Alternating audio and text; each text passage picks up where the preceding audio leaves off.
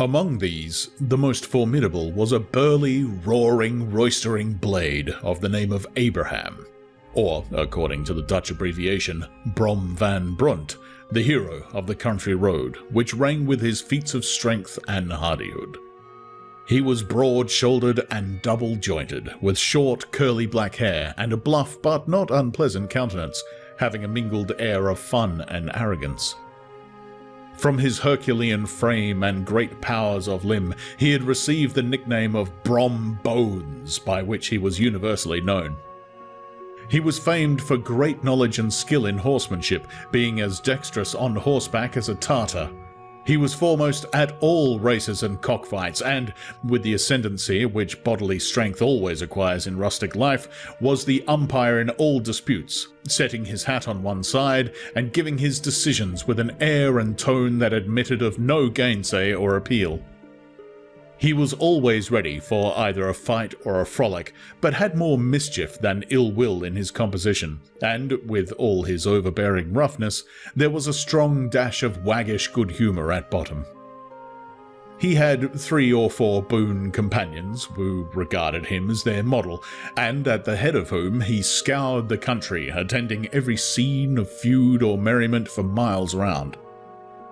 In cold weather, he was distinguished by a fur cap surmounted with a flaunting fox's tail, and when the folks at a country gathering described this well-known crest at a distance, whisking about amongst a squad of hard riders, they always stood by for a squall.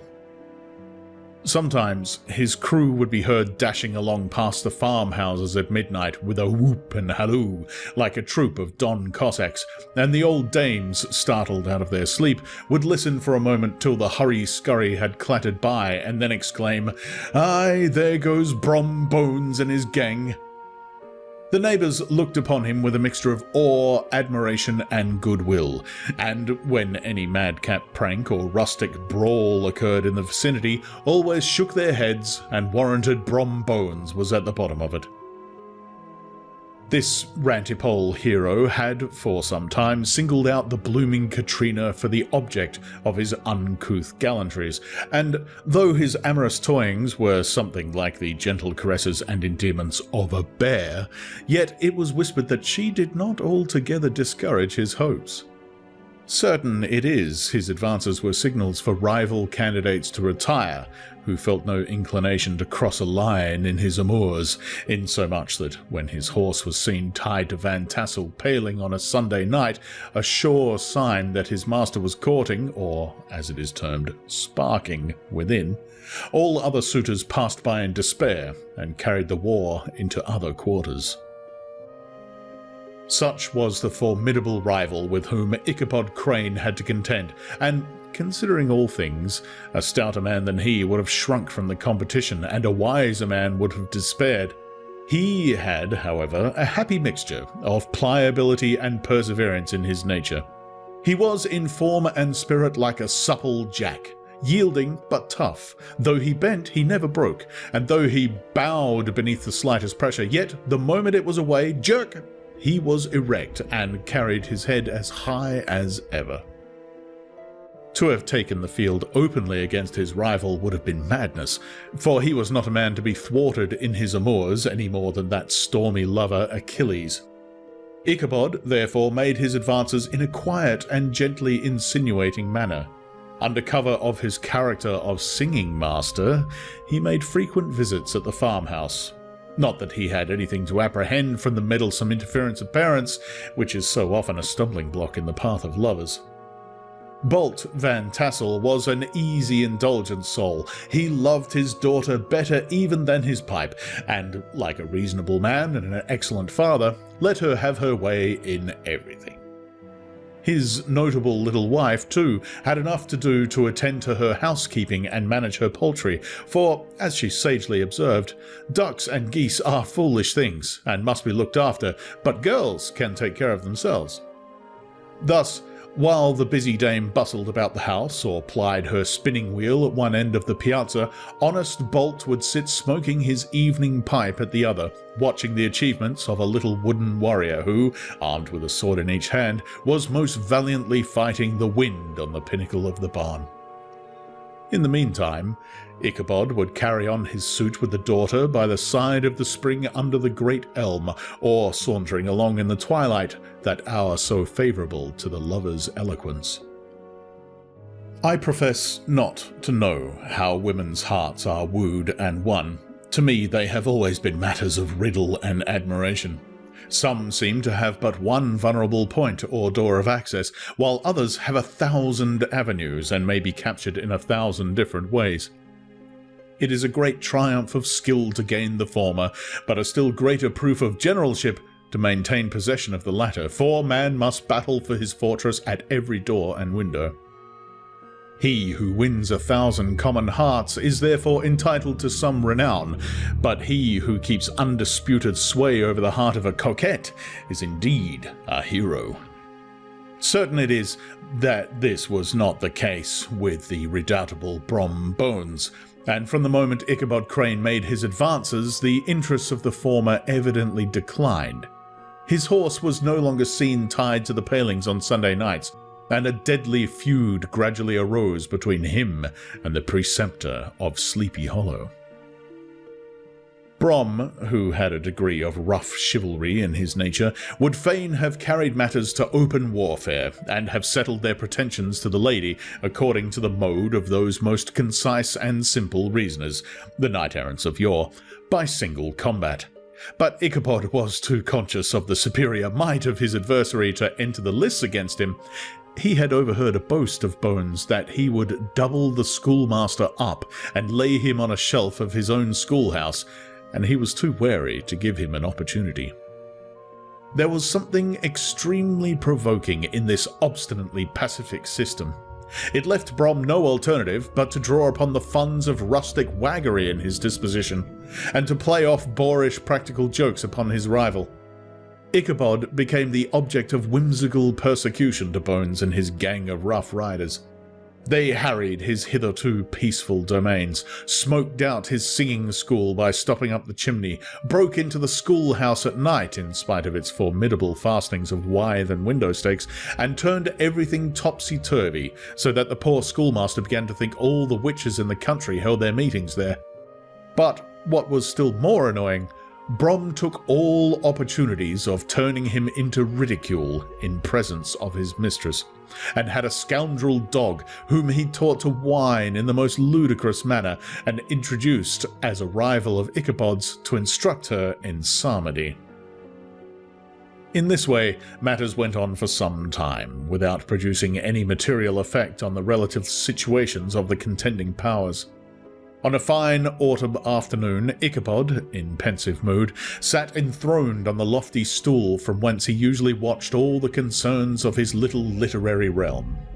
In his hand he swayed a ferule, that sceptre of despotic power. The birch of justice reposed on 3 nails behind the throne, a constant terror to evildoers, while on the desk before him might be seen sundry contraband articles and prohibited weapons, detected upon the persons of idle urchins, such as half-munched apples, pop-guns, whirligigs, fly-cages, and whole legions of rampant little paper gamecocks.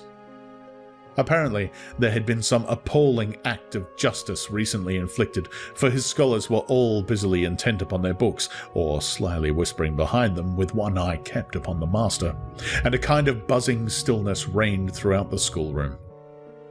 It was suddenly interrupted by the appearance of a negro in tow-cloth jacket and trousers, a round-crowned fragment of a hat like the cap of Mercury, and mounted on the back of a ragged, wild, half-broken colt which he managed with a rope by way of halter. He came clattering up to the school door with an invitation to Ichabod to attend a merrymaking or quilting frolic, to be held that evening at Mynheer Van Tassel's. And having delivered this message with that air of importance and effort at fine language which a negro is apt to display on petty embassies of the kind, he dashed over the brook and was seen scampering away up the hollow, full of the importance and hurry of his mission. All was now bustle and hubbub in the late quiet schoolroom. The scholars were hurried through their lessons without stopping at trifles. Those who were nimble skipped over half with impunity, and those who were tardy had a smart application now and then in the rear to quicken their speed or help them over tall words. Books were flung aside without being put away on the shelves, inkstands were overturned, benches thrown down, and the whole school was turned loose an hour before the usual time, bursting forth like a legion of young imps, yelping and racketing about their green in joy at their early emancipation. The gallant Ichabod now spent at least an extra half hour at his toilet, brushing and refurbishing up his best, and indeed only suit of rusty black, and arranging his locks by a bit of broken looking-glass that hung up in the schoolhouse. That he might make his appearance before his mistress in the true style of a cavalier, he borrowed a horse from the farmer with whom he was domicilated, a choleric old Dutchman of the name of Hans van Ripper, and, thus gallantly mounted, issued forth like a knight-errant in quest of adventure. But it is meet I should, in the true spirit of romantic story, give some account of the looks and equipments of my hero and his steed. The animal he bestrode was a broken-down plough horse that had outlived almost everything but its viciousness. He was gaunt and shagged, with a ewe neck and a head like a hammer. His rusty mane and tail were tangled and knotted with burrs. One eye had lost its pupil and was glaring and spectral, but the other had the gleam of a genuine devil in it. Still, he must have had fire and metal in his day, if we may judge from the name he bore of Gunpowder. He had, in fact, been a favourite steed of his master's, the choleric Van Ripper, who was a furious rider, and had infused, very probably, some of his own spirit into the animal, for, old and broken down as he looked, there was more of the lurking devil in him than in any young filly in the country.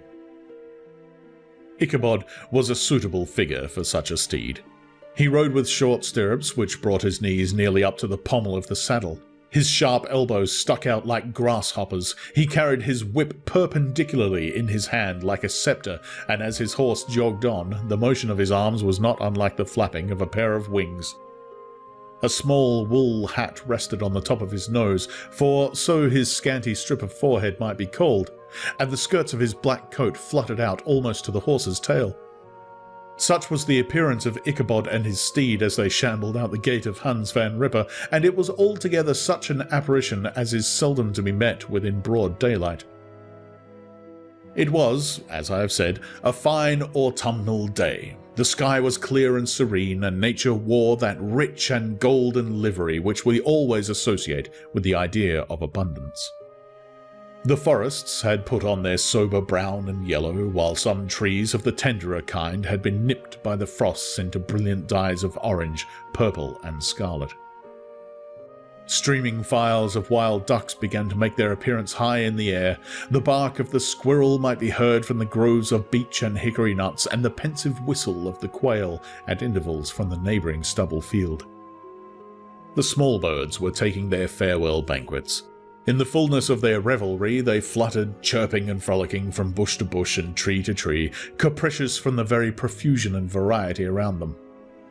There was the honest cock-robin, the favourite game of the stripling sportsman, with its loud, querulous note, and the twittering blackbirds flying in sable clouds, and the golden-winged woodpecker with his crimson crest, his broad black gorget, and splendid plumage, and the cedar bird with its red-tipped wings and yellow-tipped tail and its little Montaro cap of feathers, and the blue jay, that noisy coxcomb in his gay light blue coat and white underclothes, screaming and chattering, nodding and bobbing and bowing, and pretending to be on good terms with every songster of the grove.